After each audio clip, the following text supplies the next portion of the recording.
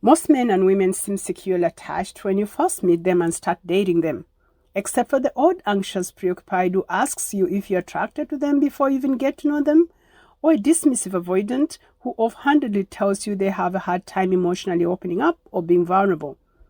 On the most part, things seem normal. But there are signs. Both anxious preoccupied and fearful avoidants, leaning anxious, in the beginning come on really strong. They are so into you, text you several times a day, call you and want to spend lots of time with you. It's so flattering that you ignore the fact that things are moving way too fast. Before you know it, you are exclusive and spending all weekends together, or have moved in together. On the surface, it seems all good, until something triggers a fearful avoidant. They start to pull away, more distant than usual, and putting in less and less effort into the relationship. Eventually, you break up with them, or they break up with you. When trying to attract back a fearful avoidant, things happen in the reverse. In the beginning of the process, fearful avoidants, even those leaning anxious, are mostly attachment avoidant. They are guarded, investing very little emotionally, and acting almost as if they don't care whether you get back together or not. This makes attracting a fearful avoidant a little harder than trying to attract back somebody with a secure attachment style or somebody with a preoccupied attachment style. But that's not all. There are things that a fearful avoidant ex does that should make you worried about your chances of getting back together. Number 1, they avoid dealing with issues. They respond, even initiate contact and say they still love you and want to try to make the relationship work again. But every time you express a concern or need, they get upset, stop responding, or block you. If this is something your ex did in the relationship, that every time you brought up something they got loud and angry, shut down, or ran away, you should be worried that they're still continuing this behavior. This is not a reflection of you. This is an avoidance way of dealing with how they truly feel about themselves. Number 2, they will not take responsibility or work on their issues. They have refused to acknowledge that they have things that they need to work on their end. You recognized a while back that you're not perfect and have worked so hard to fix your own issues. But all they keep talking about is what you did wrong. They haven't changed one single thing, and when you react to their old behaviors, they're like, you haven't changed at all. Fearful avoidants have varying degrees of awareness surrounding their attachment anxiety or attachment avoidance. But if your ex doesn't take any responsibility or express any desire to change, you should be worried. Number 3, they keep ignoring you.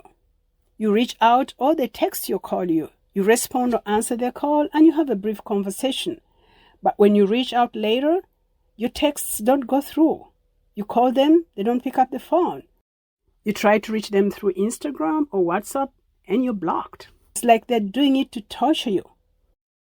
If this happens a little bit too much, this is not a fearful avoidant being an avoidant. It is very likely that your ex is angry about something and this is their way of trying to hurt you back. Being rejected hurts a fearful avoidant. It makes sense that they use rejection to hurt you back. This should worry you. Number 4, they keep asking for time and space. Your fearful avoidant asked for time and space and you gave it to them thinking that it would help them figure out what they want or work through their emotions and feelings. But it hasn't done any good. No matter how much time you give them or how much space you give them, they keep asking for more and more. An avoidant will always need space. But unlike a dismissive avoidant, most fearful avoidants actually don't like that they keep pushing away someone they love. Many of them keep asking for space and time, hoping that you will leave for good, because in their mind, you deserve a lot better than what they're putting you through.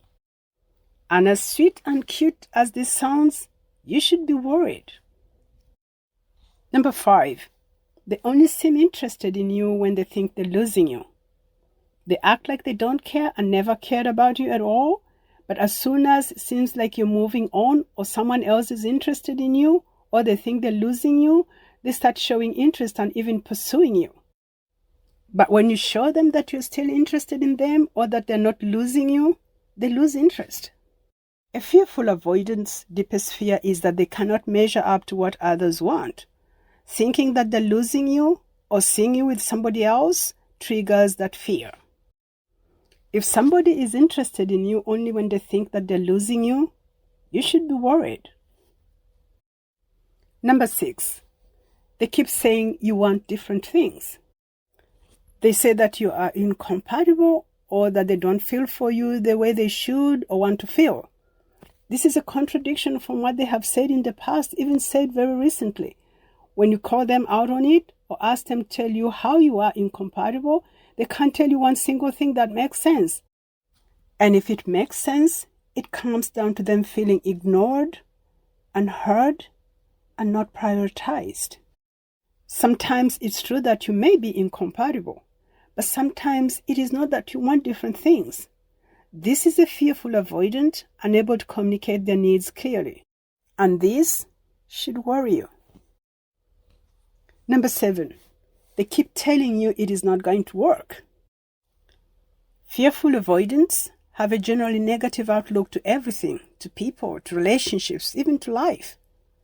No matter how much progress the two of you are making or how better things are, they will focus on the negative and look for reasons as to why things can't work. This is a fearful avoidance way of convincing themselves that if they broke up with you, it was the right decision. And if you broke up with them, that it was because the relationship can't work. This should make you worried because your dismissive avoidant may just be putting in enough effort for them to say later on that they tried and it didn't work, or it wouldn't have worked out anyway. If your ex is presenting all the 7 behaviors, attracting them back is going to take a lot of work and time. But if only 2 or 3 of the behaviors are happening in your situation, your chances are good. It all comes down to them feeling safe and secure. In my next video, I'll talk about some very specific things you can do or avoid that create a safe environment that will make a fearful avoidant want to try things again.